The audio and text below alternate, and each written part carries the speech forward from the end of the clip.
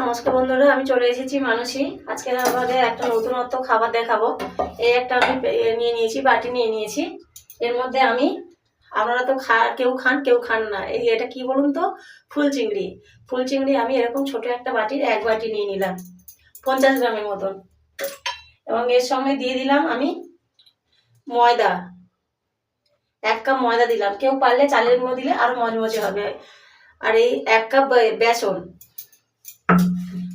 আর এই পেঁয়াজ কুচি, আমি 2টো পেঁয়াজ কুচিয়ে নিয়েছি একদম কুচি কুচি করে, এর সঙ্গে দিয়ে দিলাম পেঁয়াজ কুচি।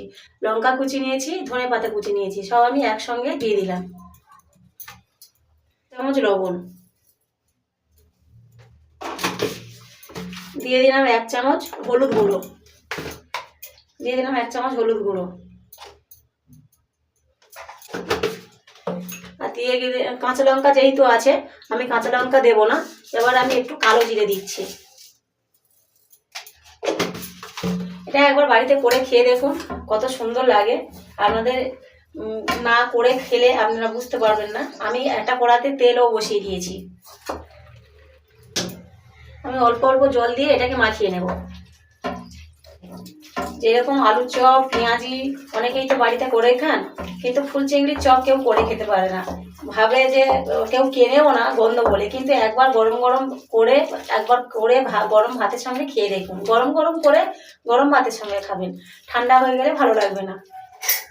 আর সব শেষ আমি যেরকম মাখানো হয়ে গেছে, 1/2 চামচ মতন বেকিং পাউডার দিয়ে দিলাম।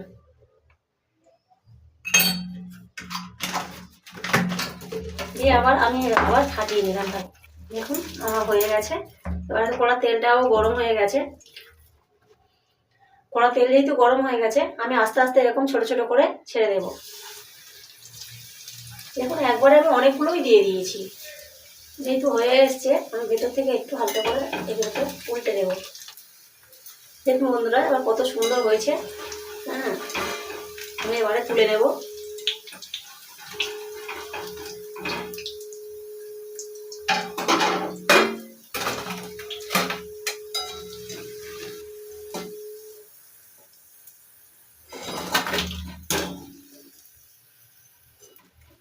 এইভাবে আপনারা করে খেয়ে দেখুন।